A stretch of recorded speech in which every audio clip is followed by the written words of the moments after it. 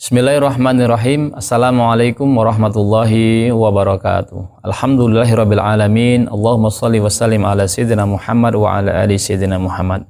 Hadirin kaum muslimin, para pemirsa Nyantri Channel yang dimuliakan oleh Allah Subhanahu wa taala. Kembali kita akan melanjutkan pembahasan kita, tentunya masih dalam kitab Fathul Qorib, dan alhamdulillah kita telah sampai kepada kesunahan-kesunahan yang kita kerjakan ketika setelah masuk sholatnya.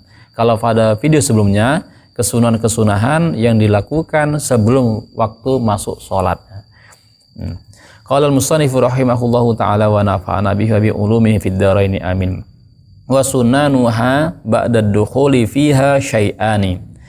Adapun kesunahan-kesunahan, di antara kesunahan-kesunahan yang dilakukan setelah masuknya sholat tadi adalah syai'ani. Itu ada dua macam. Tentunya sebelum lebih jauh kita bahas ini, dalam praktek sholat itu ada namanya sunnah ab'ad dan sunnah hayat. Ya.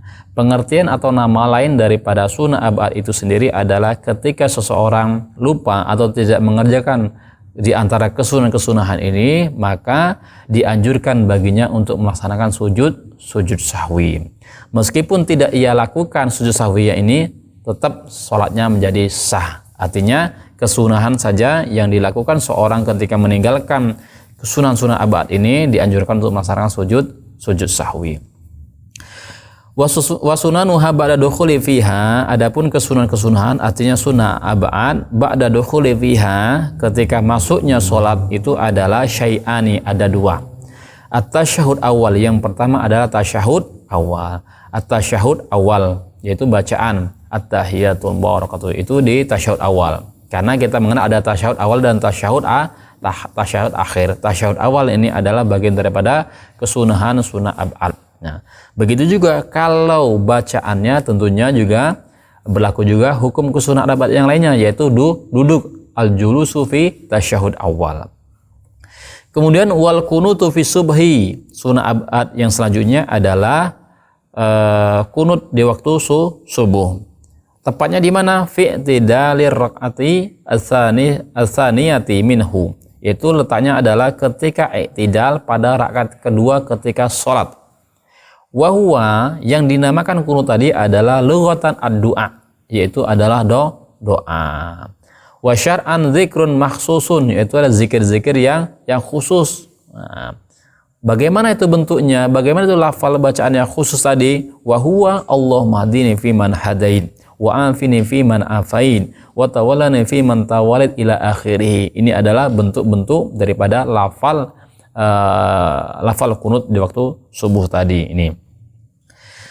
Terus selanjutnya adalah wal kunutu fi akhiril witri fi nisfi tsani min syahri Ramadan, yaitu pembacaan kunut di akhir witir pada pertengahan bulan Ramadan. Ya. Bacaan bagaimana? Wa huwa ka kunuti subhi al-mutaqaddimi fi mahallihi wa lafzihi.